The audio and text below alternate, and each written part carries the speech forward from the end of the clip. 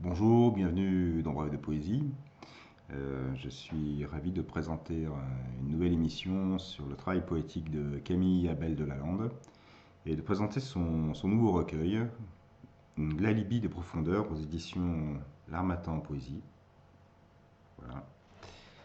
Donc je vais lire quelques extraits, je referai une autre émission parce que le recueil est assez important et le choix des textes n'était pas évident. Le tumulte de la mer, aujourd'hui, s'ancre ailleurs, dans les profondes transhumances, et les flots, ballottés contre les falaises, hument le parfum de la pierre. Il y a des nuages, buvant les embruns, des oiseaux d'oubliance, se posant sur les adieux comme sur une branche blessée, délicatement, au péril de la nuit qui porte son ombrage. Il y a des rochers sous les vagues, qui déchirent le pli des jours. Il y a le matin enfoui dans le sable glacé, la meurtrissure du temps qui s'échoue, et le rayon blafard de l'ennui qui natte ceux du soleil. Tout le silence du monde s'est retrouvé en cet instant, aggloméré autour du vent et des heures de sommeil.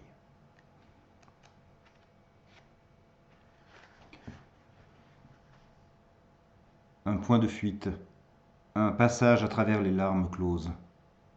Le temps est un frisson déguisé qui referme derrière lui les portes et les chambres défendues, où dorment tant et tant de miroirs, où se reflètent les sommeils, toute la durée d'une vie, en un instant confondu dans l'écrin de la nuit. Une saignée, une frontière entre les âmes, un cœur qui partage les ombres. Le silence vient chancelant comme un écho blessé, et tisse dans la mémoire une multitude d'êtres. Il met un bâillon au soleil pour taire ses litanies, et s'enracine dans le feu des étoiles vacillantes.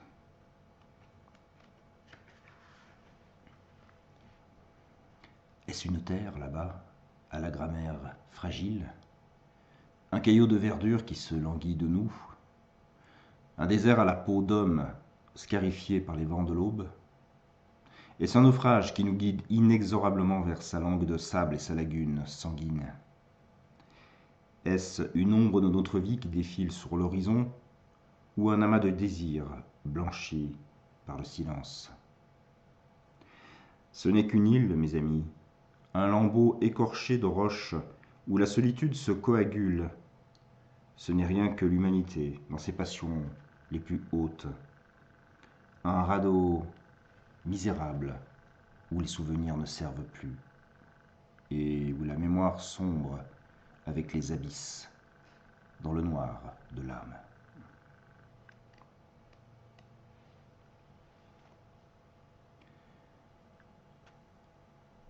L'horloge a tari ses heures dans tous les coins du ciel.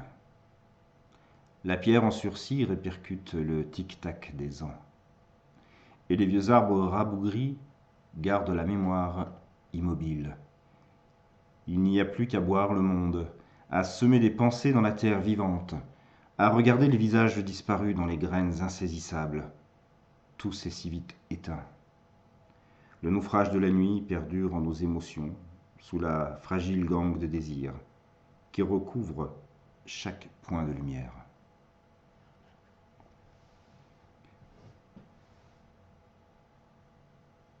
Nos lèvres désaccordées suivent le cours du temps, cousant au tissu du jour des chants d'ignorance.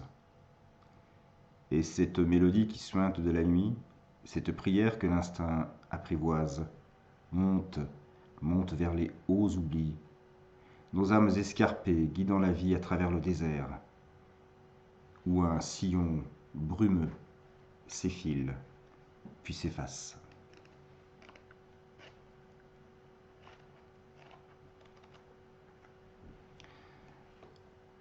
Le temps s'abrite, l'éclaircie est courte, le soleil n'a pas usage de l'obscurité, il ne connaît que la langue des pluies, que le tissage des arcs-en-ciel.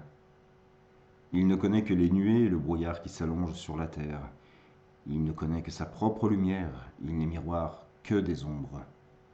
Et le temps, dans son harmonie basse, grave dans la pierre, la voix des arbres fous.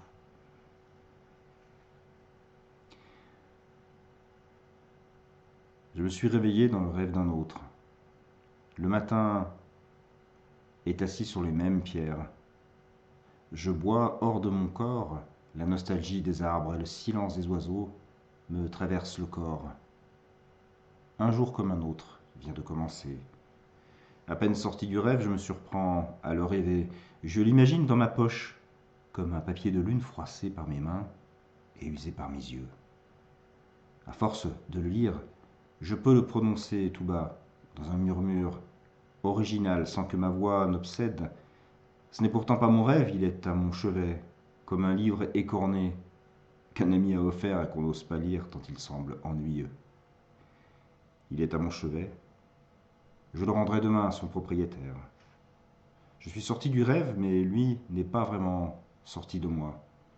Il abandonne, ça et là, des illusions dans mes pensées. Et j'ai beau fermer les yeux, puis les rouvrir, je me sens possédé par l'irréel, comme irradié par un feu lancinant et profond. Il n'y a que la nuit quand je m'endors enfin, quand le soleil me prive de sa respiration, que je peux pénétrer dans mes propres rêves comme un marcheur aux pieds invisibles. Mais au matin, lorsque les pierres sont chaudes du brasier de la nuit, je me réveille encore dans ce rêve qui ne m'appartient pas. Et enlacé par ma mémoire, je m'endors en plein jour, sous le soleil brisé et dans le vent noir.